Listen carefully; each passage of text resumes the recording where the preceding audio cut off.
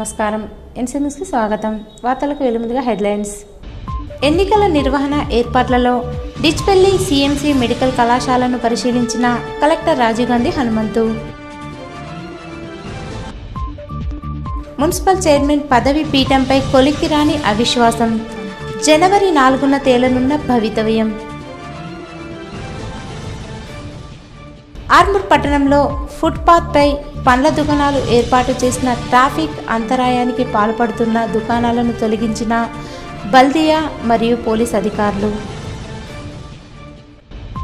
మాక్లూర్లో వరుస హత్యలకు పాల్పడిన ప్రశాంత్ని అదుపులోకి తీసుకున్న పోలీసులు. మదన్పల్లిలో ప్రసాద్ మృతదేహాన్ని వెలికితీత. బాలానగర్ 44వ జాతీయ రహదారిపై కారు ఆటో ఢీ. స్కూల్ విద్యార్థులకు గాయాలు. ఎన్నికల నిర్వహణ ఏర్పాట్లలో భాగంగా కలెక్టర్ రాజీవ్ గాంధీ హనుమంతు గురువారం డిచ్పల్లిలోని సిఎంసి మెడికల్ కళాశాలను పరిశీలించారు. రాబోయే పార్లమెంటు ఎన్నికలను దృష్టిలో పెట్టుకుని ఓట్ల లెక్కింపు, ఈవీఎంలను భద్రపరిచేందుకు స్ట్రాంగ్ రూమ్ వంటి వాటికి ఈ కళాశాలలో అనువుగా ఉన్న గదులను క్షుణ్ణంగా పరిశీలించారు. నిజామాబాద్ జిల్లాలోని Armoor, Bodhan, Nizamabad urban, Nizamabad rural, Balkonda assembly సెగ్మెంట్లతో పాటు కొరుట్ల, జగిత్యాల శాసనసభ సెగ్మెంట్లు నిజామాబాద్ పార్లమెంటు నియోజకవర్గ పరిధిలో ఉండడంతో ఏర్పాట్లపై జిల్లా యంత్రాంగం ప్రత్యేక దృష్టిని కేంద్రీకరిస్తుంది. మొత్తం 7 అసెంబ్లీ సెగ్మెంట్ల పరిధిలో జరిగే పోలింగ్కు సంబంధించిన ఓట్ల లెక్కింపు నిర్వహించాల్సి ఉన్నందున అందుకు అనుగుణంగా కౌంటింగ్ హాల్స్, స్ట్రాంగ్ రూమ్లు, రవాణా, పార్కింగ్ సదుపాయాలతో పాటు భద్రతాపరమైన అంశాలను అదనపు కలెక్టర్ చిత్రా మిశ్రా, పి యాదిరెడ్డి, అదనపు డీసీపీ ఎస్ జయరాంలతో కలిసి కలెక్టర్ పరిశీలన జరిపారు. ఇదివరకు 2019 పార్లమెంటు ఎన్నికల కౌంటింగ్ సైతం సిఎంసి కళాశాలలో నిర్వహించిన విషయం విదితమే. ఆ సమయంలో ఓట్ల లెక్కింపు ప్రక్రియ కొనసాగిన తీరుతెన్నుల గురించి కలెక్టర్ అధికారులను వివరాలు అడిగి తెలుసుకున్నారు. సిఎంసికి భవన సముదాయానికి సంబంధించిన బ్లూ ప్రింట్ మ్యాప్ను పరిశీలించి ప్రస్తుతం కౌంటింగ్ నిర్వహణ ఏ మేరకు అనువైన పరిస్థితులు ఉన్నాయన్నది పరిశీలించారు. ఈ భవన సముదాయం వినియోగంలో లేని కారణంగా అక్కడక్కడ నిర్వహణపరమైన లోపాలు ఉండడాన్ని గమనించిన కలెక్టర్ అవసరమైన చోట మరమ్మతులు చేయించాలని అధికారులను ఆదేశించారు. ఎలాంటి అవాంతరాలకు తావు లేకుండా కౌంటింగ్ ప్రక్రియ సాఫీగా నిర్వహించేందుకు సిఎంసి భవన సముదాయం అన్ని విధాలా అనుకూలంగా ఉంటుందా లేదా అన్నది మరింత సమగ్రంగా పరిశీలన జరపాలని సూచించారు. కలెక్టర్ వెంట ఆర్మూర్ ఆర్డీఓ వినోద్ కుమార్, జిల్లా కార్మిక శాఖ అధికారి Yohan, Panchayati Raj EE Shankar, MEPMA PD Rajender, collectorate ఎన్నికల విభాగం అధికారులు వేణు, పవన్, కొరుట్ల, జగిత్యాల నియోజకవర్గ కేంద్రాల అధికారులు తదితరులున్నారు. ఆర్మూర్ మున్సిపల్ చైర్మన్ పీఠంపై కౌన్సిలర్లు అవిశ్వాసానికి సిద్ధమయ్యారు. ఇదివరకే సొంత పార్టీ కౌన్సిలర్లు చైర్మన్పై అవిశ్వాస పత్రాన్ని జిల్లా కలెక్టర్కు అందజేశారు. జనవరి 4వ తేదీన అవిశ్వాస సమావేశ నోటీసులు సైతం కలెక్టర్ ఆదేశాల మేరకు మున్సిపల్ కమిషనర్ ప్రసాద్ చౌహాన్ కౌన్సిలర్లకు అందజేశారు. ఆర్మూర్ మున్సిపల్ చైర్పర్సన్పై అవిశ్వాస తీర్మానానికి సొంత పార్టీ కౌన్సిలర్లే సిద్ధమయ్యారు. చైర్పర్సన్ కుటుంబ సభ్యుల వ్యవహార తీరుతో తాము అవిశ్వాసానికి సిద్ధమయ్యాయని జిల్లా కలెక్టర్కు కౌన్సిలర్లు అవిశ్వాస పత్రాన్ని అందజేశారు. దీంతో ఆశావాహులు ఎక్కడికక్కడ కౌన్సిలర్లకు నచ్చజెప్పే ప్రయత్నంలో క్యాంపులు నిర్వహిస్తున్నారు. జీవనన్న గారి ఆదేశానుసారం ఆర్మూర్ మున్సిపల్ పరిధిలోని ఏదైతే ప్రస్తుతం ఉన్న చైర్మన్ పండిత్ వినీతా పవన్ గారిపై పార్టీ వ్యతిరేక కార్యకలాపాలకు పాల్పడినందున అధిష్టానం ఆదేశానుసారం ఈ రోజు అన్నగారి సూచన మేరకు అందరం 26 మంది కౌన్సిలర్లను కలిసి కలెక్టర్ గారికి అవిశ్వాస తీర్మానం ఇవ్వడం జరిగింది. మరి ఏదైతే పార్టీకి గతంలో అయితే ఏదైతే ఉన్నా ఇప్పుడు వచ్చే ఎలక్షన్లలో కూడా మా అన్నగారిని ఎమ్మెల్యేగా గెలిపించుకొని పార్టీకి కట్టుబడి ఉంటామని చెప్పి ఒక హామీ ఇచ్చి ఈ రోజు చైర్పర్సన్ గారి మీద అవిశ్వాస తీర్మానం పెట్టడం జరిగింది. చైర్మన్ పీఠాన్ని దక్కించుకోవడానికి ఆశావాహులు సాయశక్తులా కృషి చేస్తున్నారు. జనవరి 4వ తేదీన జరిగే మున్సిపల్ సమావేశంలో అవిశ్వాస తీర్మానాన్ని ప్రవేశపెట్టి చైర్మన్ను దించే ప్రయత్నానికి కౌన్సిలర్లు సైతం సిద్ధమయ్యారు. గత నెల రోజులుగా కొనసాగుతున్న అవిశ్వాస ఉత్కంఠకు నూతన సంవత్సరం జనవరి 4వ తేదీన తెరపడనుంది. ఆదేశాల మేరకు నోటీస్ సర్వ్ చేయమని మాకు ఫామ్ 2లో పంపించారు. ప్రతి కౌన్సిలర్కి నోటీస్ సర్వ్ చేయడం జరిగింది. 4వ తారీఖు నాడు అవిశ్వాస తీర్మానం నిర్ధారించబడినది కలెక్టర్ ద్వారా. ఆర్మూర్ పట్టణంలోని తెలంగాణ సాంఘిక సంక్షేమ బాలికల పాఠశాలలో జిల్లా బాల్ బ్యాడ్మింటన్ ఆధ్వర్యంలో బాల్ బ్యాడ్మింటన్ పితామహుడు జమ్మమడుగుల పిచ్చయ్య 105వ జయంతిని నిర్వహించారు. ఈ కార్యక్రమానికి ముఖ్య అతిథిగా బాల్ బ్యాడ్మింటన్ సంఘ జిల్లా అధ్యక్షుడు మానస గణేష్ హాజరై పిచ్చయ్య చిత్రపటానికి పూలమాల వేసి నివాళులర్పించారు. అనంతరం మానస గణేష్ మాట్లాడుతూ పిచ్చయ్యని ఆదర్శంగా తీసుకుని విద్యార్థులు బాల్ బ్యాడ్మింటన్ ఆటలో రాణించాలన్నారు. క్రీడల వల్ల శారీరక దారుఢ్యము, మానసిక ఉల్లాసంతో పాటు ఉన్నత విద్యలో ఉద్యోగాలు, రిజర్వేషన్లు సైతం పొందవచ్చని సూచించారు.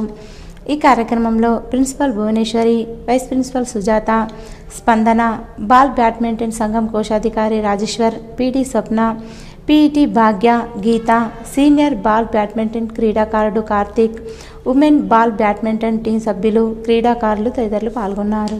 ఆయన నుంచి మనం నేర్చుకోవాల్సింది ఏంటి అంటే ఆయనలాగానే మనం కూడా ఈ రోజు మనం ఎంత ఆడినాము, ఎన్ని బాల్స్ ఆడినాం, మనం ఆడిన బాల్స్ లో మనం ఎన్ని లూజ్ చేసినాం, ఎన్ని ప్లస్ చేసినాం మన గేమ్ లో, అది బేరీజ్ వేసుకొని నెక్స్ట్ రేపు ఆడబోయేటటువంటి ఈ రోజు ఆడినటువంటి గేమ్ లో ఒక 4 లూజ్ అయినాము అని అంటే మన ద్వారా ఒక 4 పాయింట్స్ మిస్ అయినాయి అని అంటే రేపటి గేమ్ లో ఆ 4 పాయింట్స్ కాదు 3 పాయింట్స్ కి తగ్గించుకునేటటువంటి ప్రయత్నం చేయాలి.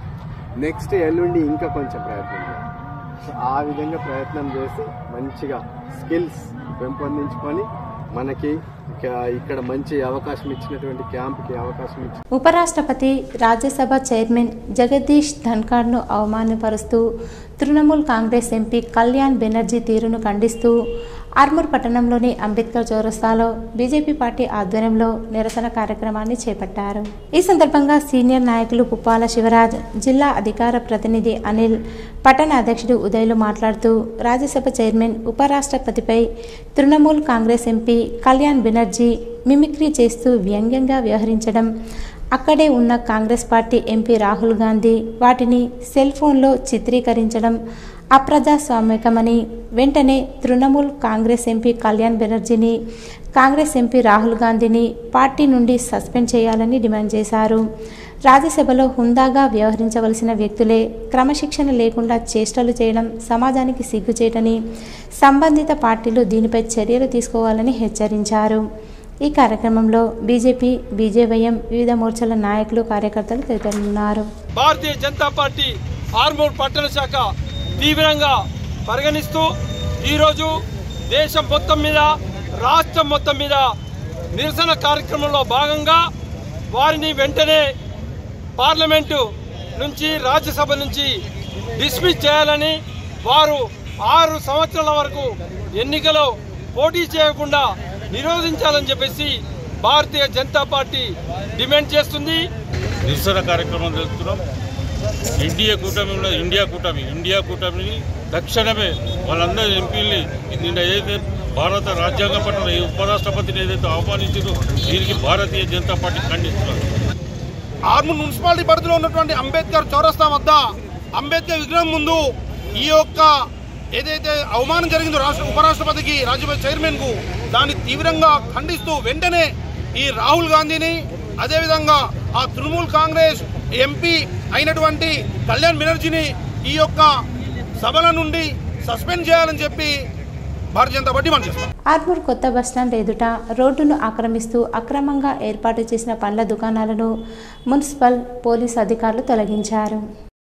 ఈ సందర్భంగా మున్సిపల్ కమిషనర్ ప్రసాద్ చవాన్ మాట్లాడుతూ రోడ్డును ఆక్రమించి అక్రమంగా షెడ్డులను ఏర్పాటు చేసి పండ్ల విక్రయాలు కొనసాగిస్తున్నారని, తీవ్ర ట్రాఫిక్ అంతరాయం ఏర్పడంతో పాటు రోడ్డు ప్రమాదాలు సైతం జరుగుతున్నాయని, పై అధికారుల ఆదేశాల మేరకు కొత్త బస్టాండ్ ఏరియాలో గల రోడ్డుపై ఉన్న పండ్ల దుకాణాలన్నింటినీ తొలగించడం జరుగుతుందని అన్నారు.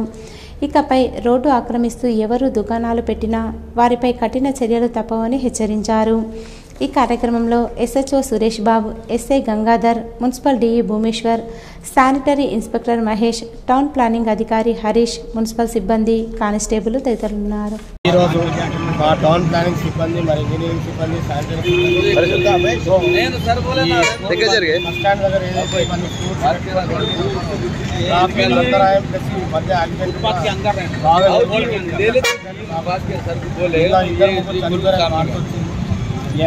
ఏ విధంగా అయితే పేపర్లో రావడం వల్ల దాని తర్వాత పబ్లిక్ కూడా వచ్చి కంప్లైంట్ ఇవ్వడం ద్వారా తక్షణమే చర్యలు తీసుకోవడం ఇవన్నీ తీపిచ్చేసి ఫర్దర్ ఎప్పుడు రాకుండా చూసుకోవాలి.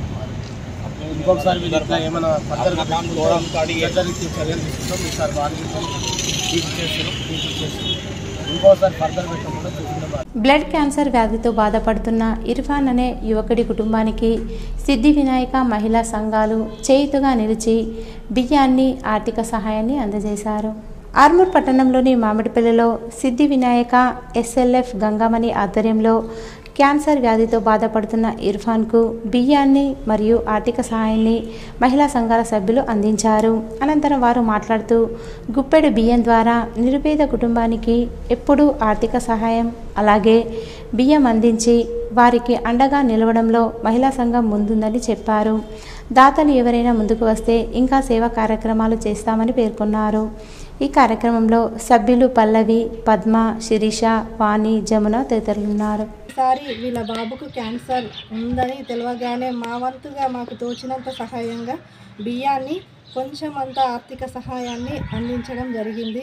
మీరు కూడా ఎవరైనా దాతలు ఉంటే మా సమైక్యకు బియ్యాన్ని ఇస్తే ఇలాంటి నిరుపేదలకు మేము అందిస్తామని మీ వంతు కృషి కూడా మాకు చేయాలని నేను కోరుకుంటున్నాను. ఈ గుప్పెడి బియ్యాన్ని ప్రెస్ వాళ్ళు అందరూ నాకు సహకరించి మా గుప్పెడి బియ్యం ప్రోగ్రాం ద్వారా మేము వీళ్ళకి ఈసారి బియ్యము ఇవ్వడం జరిగింది. దగ్గర 80 కిలోల వరకు ఇవ్వడం జరిగింది. ఆర్థిక సహాయం కూడా ఏదన్నా పండ్లు కానీ ఏమన్నా ఇస్తారని డబ్బులు కూడా ఇవ్వడం జరిగింది. అయితే మా SLF ద్వారా మాకు సిద్ధి వినాయక సమైక్య నుండి మీకు ఎవరన్నా సహాయం చేయాలంటే మాకు చెప్పండి, అందజేయండి. మేము ఇలాగే నిరుపేదలకు అందజేస్తామని కోరుతున్నాం. ఆర్మూర్ పట్టణంలోని పెరికిట్లో గల ICDS ప్రాజెక్టు కార్యాలయంలో జిల్లా మహిళా సాధికారత కేంద్రం బాలరక్ష భవన్ పోషణ్ అభియాన్ ఆధ్వర్యంలో బేటీ బచావ్ బేటీ పడావ్ కార్యక్రమంలో భాగంగా అంగన్వాడీ టీచర్లు, ఆశా వర్కర్లు, మహిళా సంఘాల ఆర్పీలకు ఒక్కరోజు శిక్షణ కార్యక్రమాన్ని నిర్వహించారు. ఈ సందర్భంగా ICDS CDPO భార్గవి మాట్లాడుతూ లింగ నిర్ధారణ చేయడం నేరమని, ఆడపిల్లలను పుట్టిద్దాం, బ్రతికిద్దాం, ఎదగనిద్దాం, చదవనిద్దాం అన్న ఉద్దేశంతో కేంద్ర ప్రభుత్వం బేటీ బచావ్ బేటీ పడావో కార్యక్రమాన్ని చేపట్టడం జరిగిందని, ఎక్కడ ఆడపిల్లలకు అన్యాయం జరగకుండా చూడాలని అన్నారు. 18 సంవత్సరాలు నిండిన తర్వాతనే ఆడపిల్లలకు వివాహాలు చేయాలని, 18 సంవత్సరాలలోపు ఆడపిల్లలకు వివాహాలు చేస్తే చర్యలు తప్పవని హెచ్చరించారు. ఈ కార్యక్రమంలో ICDS అధికారులు, అంగన్వాడీ టీచర్లు, ఆశా వర్కర్లు, మహిళా సంఘాల సభ్యులు తదితరులున్నారు. జక్రన్పల్లి మండలం బాలానగర్ వద్ద 44వ జాతీయ రహదారిపై కారు, ఆటోను ఢీకొన్న ఘటనలో పాఠశాల విద్యార్థులు గాయాల పాలయ్యారు. బాలానగర్ నుంచి ఆటోలో జక్రన్పల్లి వైపు పాఠశాలకు వెళ్తున్న చిన్నారుల ఆటోను, హైదరాబాద్ నుంచి ఆర్మూర్ వైపు వస్తున్న ఆటోను కారు వెనక నుంచి బలంగా ఢీకొట్టింది. దీంతో ఆటోలో ఉన్న 10 మంది చిన్నారులకు తీవ్ర గాయాలయ్యాయి. వెంటనే స్పందించిన స్థానికులు హైవే అంబులెన్స్కు సమాచారం ఇవ్వడంతో హుటాహుటిన చిన్నారులను ఆర్మూర్లోని ఓ ప్రైవేటు మరియు ప్రభుత్వ ఆసుపత్రికి తరలించారు. కారు, ఆటో ఢీకొనడంతో కారు డ్రైవర్ని పోలీసులు అదుపులోకి తీసుకుని కేసు నమోదు చేసి దర్యాప్తు చేస్తున్నట్లు జక్రన్పల్లి పోలీసులు తెలిపారు. మాక్లూర్ మండలంలోని ఓ కుటుంబాన్ని వరుస హత్యలకు పాల్పడిన ప్రశాంత్ను తనదైన శైలిలో పోలీసులు విచారించగా ప్రసాద్ మృతదేహాన్ని మండలంలోని మదన్పల్లి గ్రామ శివార్లో చెరువు ప్రాంతం వద్ద పూడ్చిపెట్టారు. పూర్తి వివరాల్లోకి వెళ్తే మాక్లూర్ మండల కేంద్రంలో నివాసం ఉండే ప్రసాద్ కుటుంబాన్ని స్నేహితుడు ప్రశాంత్ మొత్తం కుటుంబాన్ని 6గురిని నెల రోజుల్లో ఒకరొకరిని హత్య చేస్తూ వచ్చాడు. మొదటగా ప్రసాద్ను హత్య చేసి మండల కేంద్రంకు 20 కిలోమీటర్ల దూరంలో ఉన్న మదనపల్లి గ్రామ శివార్లోని ఓ చెరువు వద్ద చంపేసిన అనంతరం పూడ్చిపెట్టాడు. విడతల వారీగా ఒక్కొక్కరిని కుటుంబంలో అందరినీ హత్య చేస్తూ రావడంతో పోలీసులు సవాల్గా తీసుకుని సీసీటీవీ ఫుటేజ్ ఆధారంగా ప్రశాంత్ను అదుపులోకి తీసుకున్నారు.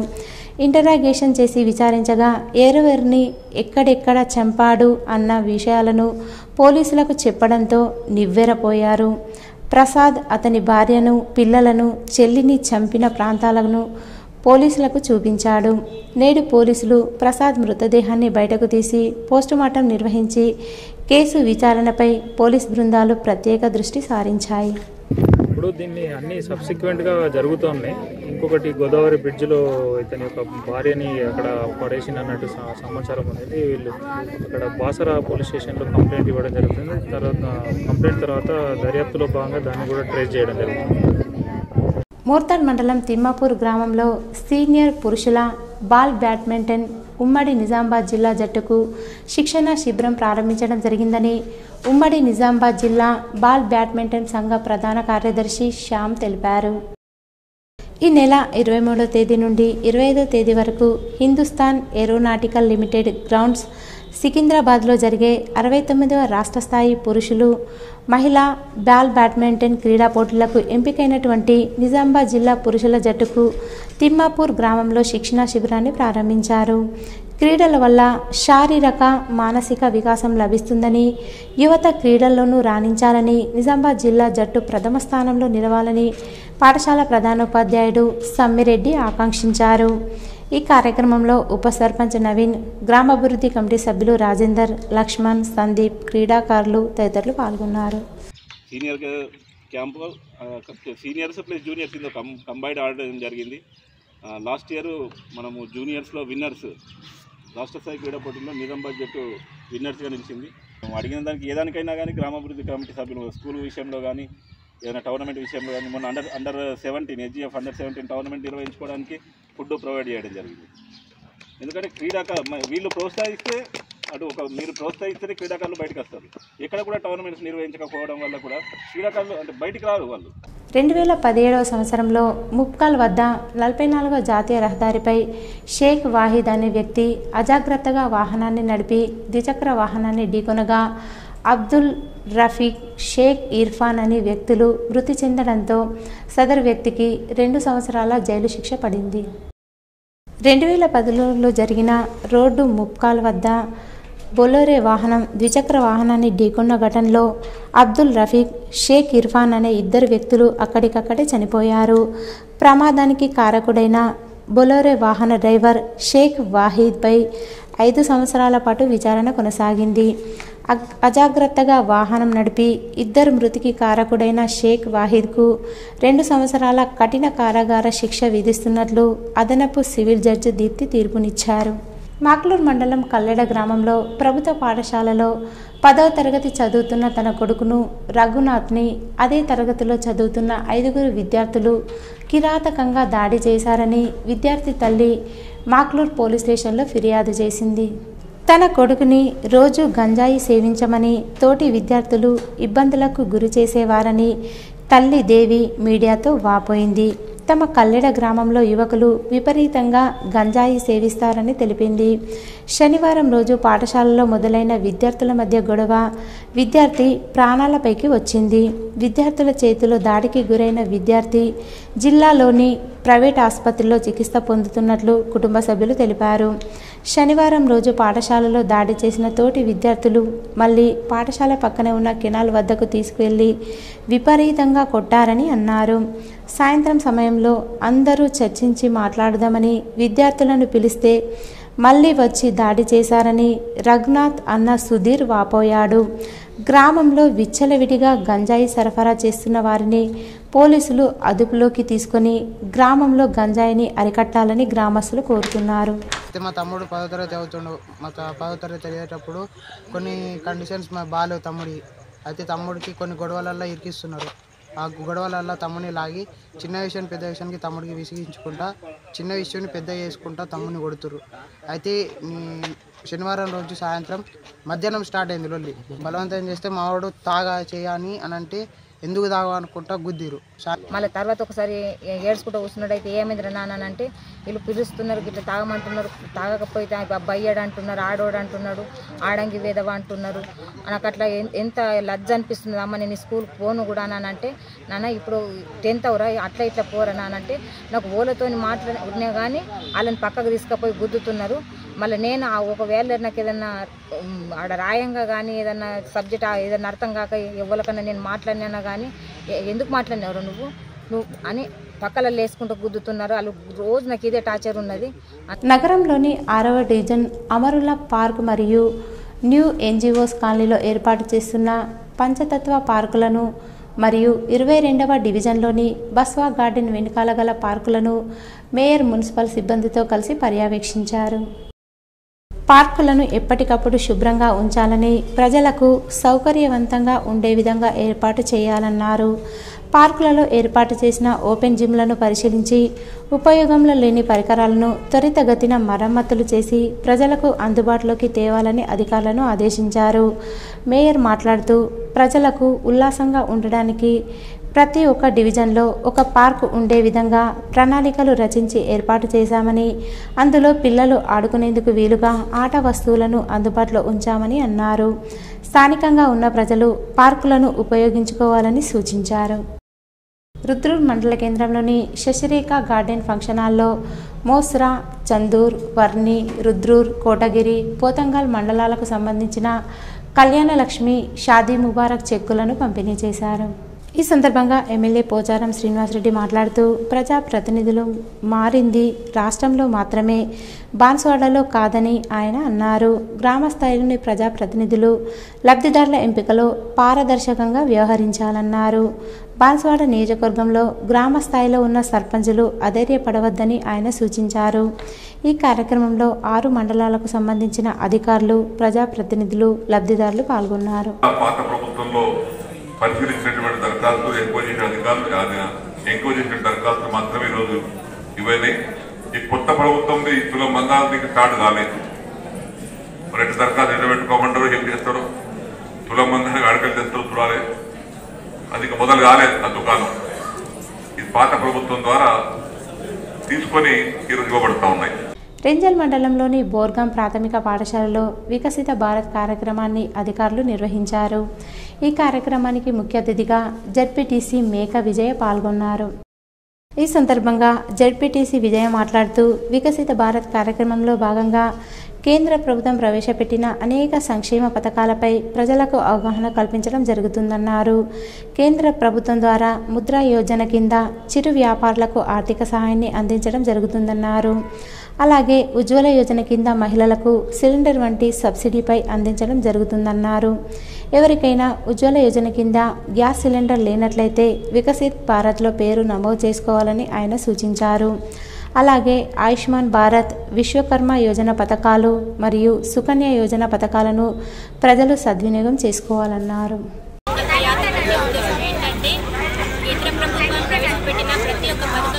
ప్రతి ఒక్కరికి అవగాహన కల్పించడానికి ఈ కార్యక్రమం చేపట్టడం జరుగుతుంది. దీనిలో భాగంగానే ప్రధాని ఆవాస్ యోజన కానీ, ఉజ్వల యోజన కానీ, సుకన్య సమృద్ధి యోజన, ముద్ర లోన్స్, విశ్వకర్మ యోజన ఇలాంటి ఎన్నో పథకాలు కూడా దీనిలో ఉన్నాయి. సమాజంలో నిరుపేదల, అణగారిన వర్గాల అభ్యున్నతికి లయన్స్ క్లబ్ సేవలు అందిస్తుందని ఇంటర్నేషనల్ లయన్స్ క్లబ్ అధ్యక్షుడు లయన్ బ్రియాన్ ఈ సిహాన్ అన్నారు. ఎడపల్లి మండల కేంద్రంలో కొత్తపల్లి వీర్రాజు శేషారత్నం మెమోరియల్ వృద్ధాశ్రమాన్ని గురువారం పరిశీలించారు. ఈ సందర్భంగా ఆయన మాట్లాడుతూ ప్రపంచవ్యాప్తంగా పలు దేశాల్లో లయన్స్ క్లబ్ సేవలు అందిస్తున్నామన్నారు. ఇప్పటికే భూకంపాలు, ప్రకృతి వైపరీత్యాలు, కంటి వైద్య శిబిరాలు, ఉచిత శస్త్రచికిత్స అందించడంలో లయన్స్ క్లబ్ ముందు నిలిచిందన్నారు. గ్రామీణ ప్రాంతాల్లో వృద్ధాశ్రమాలు నిర్మించడం అభినందనీయమన్నారు. వీటిని సద్వినియోగం చేసుకుంటే లయన్స్ క్లబ్కు మరిన్ని ప్రోత్సాహకాలు లభిస్తాయన్నారు.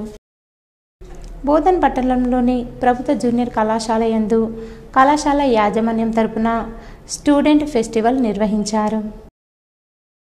ఇందులో విద్యార్థుల నైపుణ్యాలను పదును పెడుతూ పలు రకాల కార్యక్రమాలను నిర్వహించారు. విద్యార్థులు చురుగ్గా పాల్గొన్నారు.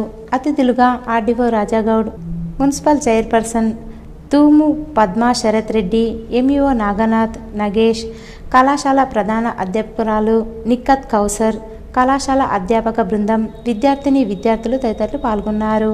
ఈ సందర్భంగా ఆర్డీఓ రాజాగౌడ్ విద్యార్థులను ఉద్దేశించి పలు సూచనలు చేశారు. అదేవిధంగా మెడికల్కి వస్తే మనకు వీటి ద్వారా డాక్టర్స్ అయ్యేటువంటి అవకాశం ఉంటుంది. పారామెడికల్ సిబ్బంది అవుతారు. వివిధ రకాల ల్యాబ్స్కి సంబంధించినటువంటి కామర్స్ రంగంలో కూడా సిఏ పెద్ద పెద్ద కంపెనీల్లో సిఏలు ఎంబీఏలు చేసుకున్న తర్వాత అట్లా కూడా ఆపర్చునిటీస్ ఉంటున్నాయి వాళ్ళకి. ఆర్ట్స్ రంగం వస్తే అడ్మినిస్ట్రేషన్ వైపు వెళ్ళడానికి జనరల్గా రకరకాల కాంపిటేటివ్ ఎగ్జామ్స్ ప్రిపేర్ కావడానికి కూడా మనకి అవకాశం ఉంటుంది. సో తల్లిదండ్రులు కూడా టీచర్స్ కూడా గ్రామీణ ప్రాంతాల్లో ఉన్నటువంటి వాళ్ళకి కొంత అవగాహన ఉండదు కాబట్టి పిల్లలకు అందరూ కూడా టీచర్స్ మోటివేట్ చేసి వాళ్ళకి ఏ సబ్జెక్టులో ఇంట్రెస్ట్ ఉన్నదో చూసి వాళ్ళకి ప్రభుత్వ పరంగా మంచి మంచి కాలేజెస్ ఉన్నాయి, ఓవర్సీస్ స్కీమ్స్ కూడా ఉన్నాయి. వాటన్నిటిని కూడా విద్యార్థులు గణితం అంటే భయాన్ని వీడి ఆసక్తిని పెంచుకోవాలని, గణిత శాస్త్రం అనేది శాస్త్రీయ ఆవిష్కరణలకు మూలం, గణిత శాస్త్రమని సత్యశోధక్ పాఠశాల ప్రిన్సిపల్ నరసయ్య అన్నారు. జాతీయ గణిత దినోత్సవాన్ని డిసెంబర్ 22 పురస్కరించుకొని నేడు సత్యశోధక్ పాఠశాలలో మరియు గణిత శాస్త్ర కార్యశాల వర్క్షాప్ను పాఠశాల ప్రిన్సిపల్ ఆర్ నరసయ్య ప్రారంభించారు. మొదటగా శ్రీనివాస రామానుజన్ చిత్రపటానికి ప్రిన్సిపల్ ఆర్ నరసయ్య పూలమాల వేసి శ్రద్ధాంజలి ఘటించారు. ఈ సందర్భంగా నరసయ్య మాట్లాడుతూ కఠినమైన గణిత సమస్యలను అలవోకగా సాధించి ప్రపంచ దృష్టిని తన వైపుకు తిప్పుకున్న భారతీయ గణిత మేధావి శ్రీనివాస రామానుజన్ను స్ఫూర్తిగా తీసుకొని గణితంపై పట్టు సాధిస్తే జీవితంలో ఉన్నత స్థాయిలో స్థిరపడవచ్చన్నారు. ఆధునిక పోటీ ప్రపంచంలో గణితం ప్రాధాన్యత అనిర్వచనీయమైనదని, బహుళ ప్రయోజనాల సాధనలకు ప్రధాన భూమిక పోషిస్తుందన్నారు. ఈ సందర్భంగా విద్యార్థులకు ఒలింపియాడ్, క్విజ్, గణిత ముగ్గులు, టాండ్రం మరియు ఉపన్యాస పోటీలు నిర్వహించారు. విద్యార్థులు ప్రదర్శించిన వివిధ గణిత చార్టులు, నేలపై వేసిన రామానుజన్ చిత్రపటం మరియు గణిత ముగ్గులు చూపర్లను ఆకర్షించింది. సిరికొండ మండల కేంద్రంలోని తెలంగాణ చౌరస్తాలో బీజేపీ మండల అధ్యక్షుడు రాజేశ్వరరెడ్డి ఆధ్వర్యంలో బీజేపీ నాయకులు, కార్యకర్తలు నిరసన వ్యక్తం చేశారు. భారత ఉపరాష్ట్రపతి, రాజ్యసభ చైర్మన్ జగదీప్ ధన్కర్పై పార్లమెంట్లో కాంగ్రెస్ పార్టీ ఎంపీలు అవహేళనంగా వ్యవహరించిన తీరును నిరసిస్తూ నిరసన వ్యక్తం చేశారు. ఈ సందర్భంగా రాహుల్ గాంధీ ఉపరాష్ట్రపతికి వెంటనే క్షమాపణ చెప్పాలని డిమాండ్ చేశారు. ఈరోజు వార్తల్లోని హెడ్లైన్స్ మరోసారి. ఎన్నికల నిర్వహణ ఏర్పాట్లలో డిచ్పల్లి సిఎంసి మెడికల్ కళాశాలను పరిశీలించిన collector Rajiv Gandhi Hanumanthu. Municipal chairman పదవి పీఠంపై కొలిక్కిరాని అవిశ్వాసం, జనవరి 4న తేలనున్న భవితవ్యం. ఆర్మూర్ పట్టణంలో ఫుట్పాత్పై పండ్ల దుకాణాలు ఏర్పాటు చేసిన ట్రాఫిక్ అంతరాయానికి పాల్పడుతున్న దుకాణాలను తొలగించిన బల్దియా మరియు పోలీస్ అధికారులు. మాక్లూర్లో వరుస హత్యలకు పాల్పడిన ప్రశాంత్ని అదుపులోకి తీసుకున్న పోలీసులు. మదన్పల్లిలో ప్రసాద్ మృతదేహాన్ని వెలికితీత. బాలానగర్ 44వ జాతీయ రహదారిపై కారు ఆటో ఢీ, స్కూల్ విద్యార్థులకు గాయాలు. ఇవి ఈరోజు బులెటిన్లోని విశేషాలు. తిరిగి వచ్చే బులెటిన్లో కలుసుకుందాం. అంతవరకు సెలవు. నమస్కారం.